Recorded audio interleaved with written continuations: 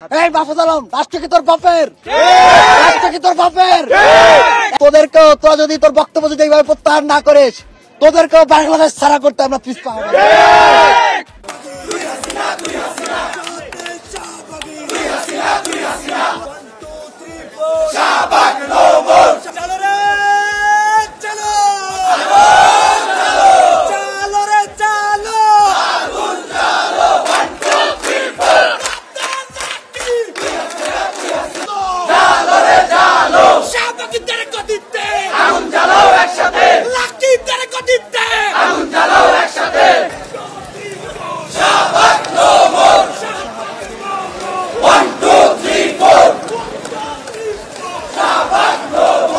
অভ্যুত্থানে একমাত্র নিঃস্বার্থভাবে ভূমিকা পালন করেছে মাদ্রাসা শিক্ষার্থীরা এবং আলেমরা।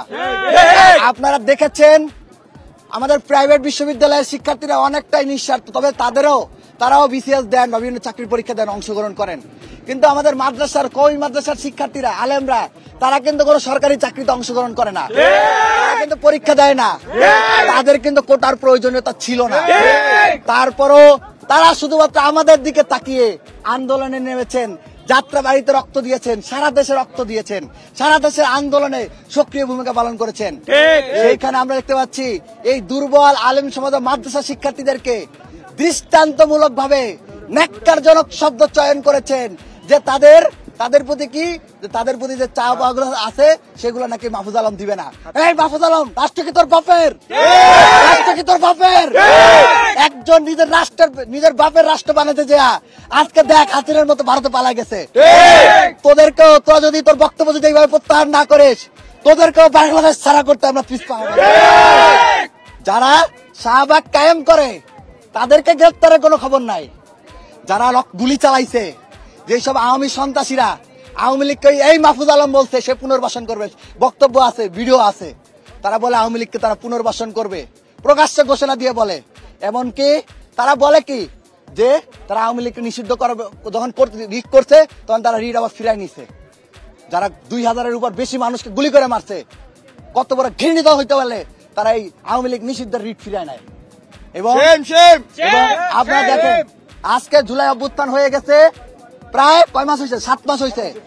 এখন পর্যন্ত কয়জনের বিচার হয়েছে? কয়জনকে গ্রেফতার করা হয়েছে? খুনিদের বিচার করার কোনো খবর নাই। উল্টা দিকে নিজ দলে আওয়ামী লীগকে পুনর্বাসন করতেছে ঢালাও ভাবে।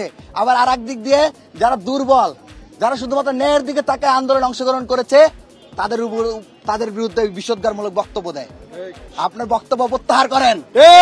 আপনি যদি বক্তব্য প্রত্যাহার না করেন, সারা দেশের শিক্ষার্থীদের জন্য মাদ্রাসা শিক্ষার্থীরা, আলেমরা যেমন নিঃস্বার্থভাবে নেমে এসেছিল, আমরা সারা দেশের শিক্ষার্থীরা, মাদ্রাসা শিক্ষার্থী এবং আলেমদের সম্মান রক্ষাতে রাজপথে নেমে আসবে।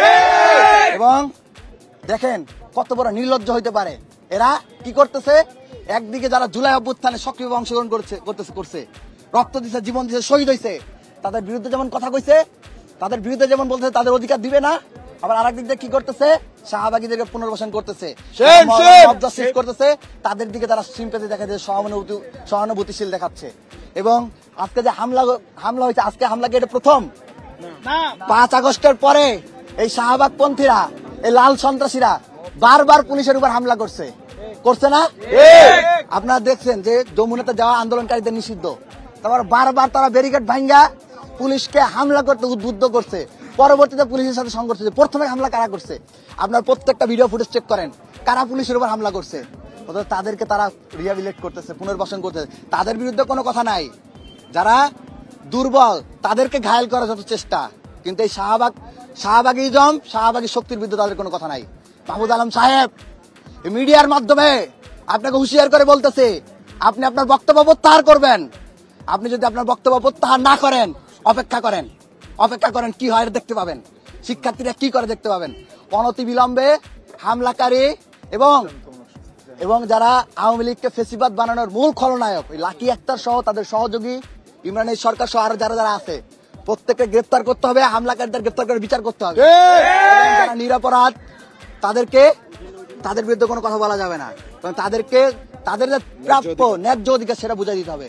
এই আশাবাদ ব্যক্ত করে আমাদের কর্মসূচি এখানে শেষ করছি। আবারও বলতেছি, অন ক্যামেরা বলতেছি, মাহফুজ আলম সাহেব আপনি রাখাল রাহাত দুর্নীতির সাথে আমরা দেখেছি আপনার নিউজে আপনার সংশ্লিষ্টতা আসছে এবং আমরা মনে করি আপনি প্রেশারাইজ করার মাধ্যমে ঢাকা পোস্টের নিউজকে প্রত্যাহার করেছেন। আমরা এটাই মনে করি। আপনার বিরুদ্ধে অনেক এলিগেশন আছে, আপনাদের প্রত্যেকের বিরুদ্ধে এলিগেশন আছে। আপনারা যদি বক্তব্য প্রত্যাহার না করেন, নন ক্যামেরা বলছি, আপনাদের বিরুদ্ধে সারা দেশের শিক্ষার্থীদেরকে সাথে নিয়ে আমরা আপনাদেরকে হাসিনার মতো করে দেশ ছাড়া করতে বাধ্য করব।